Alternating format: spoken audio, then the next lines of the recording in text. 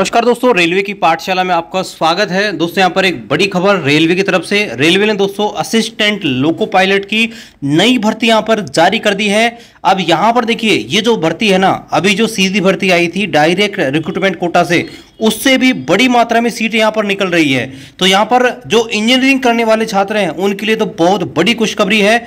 इस वीडियो में देखने वाले हैं पूरी जानकारी, कौन कौन इसमें यहाँ पर एलिजिबल है, कौन कौन यहाँ पर फॉर्म भर सकता है। तो चलिए शुरू करते हैं आज के इस वीडियो को। तो यहाँ पर आप देखेंगे दोस्तों, रेलवे की तरफ से एक भर्ती निकाली गई थी पहले, जो एएलपी की थी, सेंट्रलाइज नोटिफिकेशन 01/2024। और इसमें आप देखेंगे तो टोटल जो पद थे वो दोस्तों आपके थे 5696।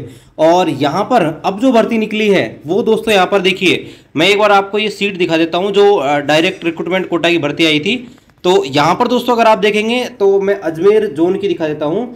अजमेर जोन से टोटल जो आपके डायरेक्ट रिक्रूटमेंट कोटा से भर्ती आई थी वो दोस्तों 228 पदों पर आई थी।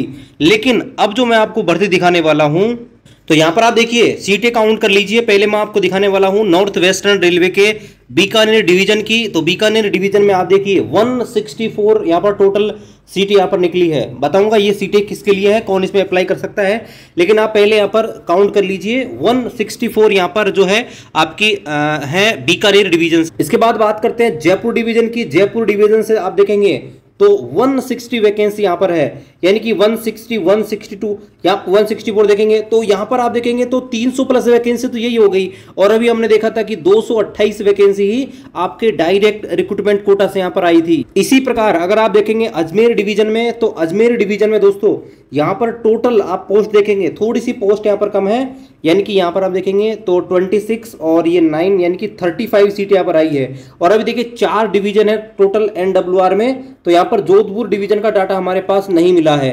तो आप देख सकते हैं कि ओपन कोटा से जो भर्ती आई है उनसे भी ज्यादा मात्रा में यहाँ पर भर्ती आई है। अब यहाँ पर देखते हैं कि इसकी एलिजिबिलिटी क्या है, कौन कौन इसमें अप्लाई कर सकता है। तो हम यहाँ पर ये लेटर देख लेते हैं बीकानेर डिवीजन वाला। तो यहाँ पर दोस्तों हुआ क्या था मैं आपको बताता हूँ। यहाँ पर एक जनरल सिलेक्शन होता है।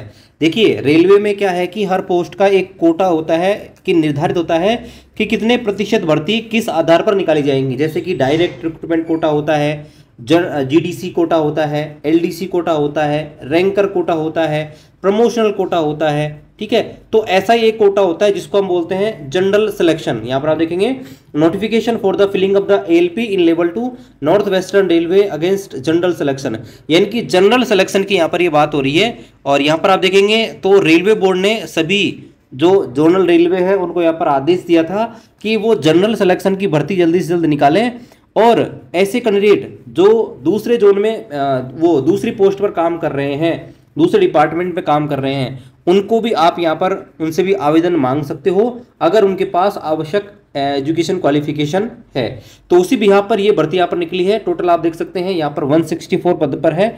और हम बीकानेर डिवीजन का आप दिखा रहे हैं। देखिए कौन इसमें अप्लाई कर सकता है। तो अप्लाई में आप देखेंगे तो ऐसे कैंडिडेट जो यहाँ पर 1800 पे ग्रेड में रेलवे में जॉब कर रहे हैं, यानी कि जो रेलवे में ऑलरेडी एम्प्लॉय हैं, जो 1800 पे ग्रेड में काम कर रहे हैं, वो दोस्तों इसमें एलिजिबल है। और जो 8/4/2024 की डेट है उससे पहले दोस्तों यहाँ पर उसका अपॉइंटमेंट हो जाना चाहिए, यानी कि 8/4/2024 से पहले अगर उसकी ज्वाइनिंग है तो दोस्तों वो इसमें फॉर्म भर सकता है। और देखिए अभी ये नॉर्थ वेस्टर्न रेलवे में निकाली है भर्ती, और बाकी जोनों में भी ये जो भर्ती है जल्द यहाँ पर निकल सकती है, क्योंकि रेलवे बोर्ड ने सभी जोन को यहाँ पर आदेश दिया है। तो अभी यहाँ पर एनडब्ल्यूआर में 4 डिवीजन है, तो 3 डिवीजनों ने अपनी भर्ती यहाँ पर निकाल दी है, तो बाकी जोन है वो भी अपनी भर्ती जल्दी निकाल देंगे। तो यहाँ पर आप देखेंगे एलिजिबिलिटी की बात करें तो कौन अप्लाई कर सकता है।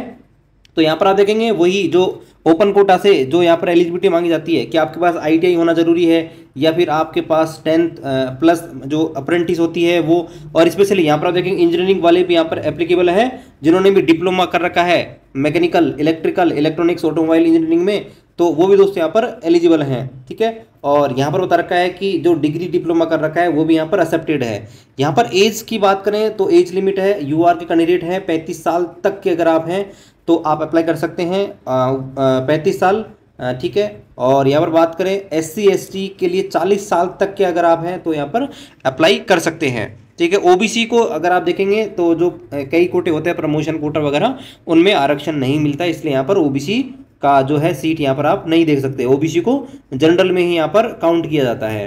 और यहाँ पर आप देखेंगे तो वही जो ओपन कोटा में जैसा होता है वो यहाँ पर टर्म कंडीशन है, यानी कि आपका सीबीटी होगा, सीबीटी के बाद आपका साइको टेस्ट यहाँ पर होने वाला है, और साइको टेस्ट कंप्लीट होने के बाद आपकी फाइनल मेरिट यहाँ पर प्रिपेयर होगी।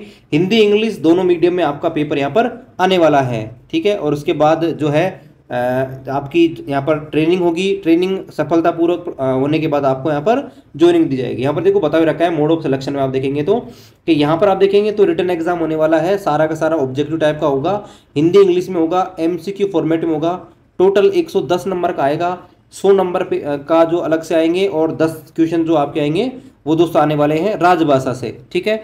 और अब यहाँ पर हम देखें तो इसका सिलेबस की अगर हम देखें तो सिलेबस ओपन कोटा से यहाँ पर थोड़ा डिफरेंट रहेगा, ठीक है। तो अभी सिलेबस इन्होंने जारी नहीं किया है, सिलेबस यहाँ पर जल्दी ही जारी कर दिया जाएगा, क्योंकि अभी जो फॉर्म भरेंगे ना तो उनमें बहुत सारे कैंडिडेट के फॉर्म रिजेक्ट भी होंगे।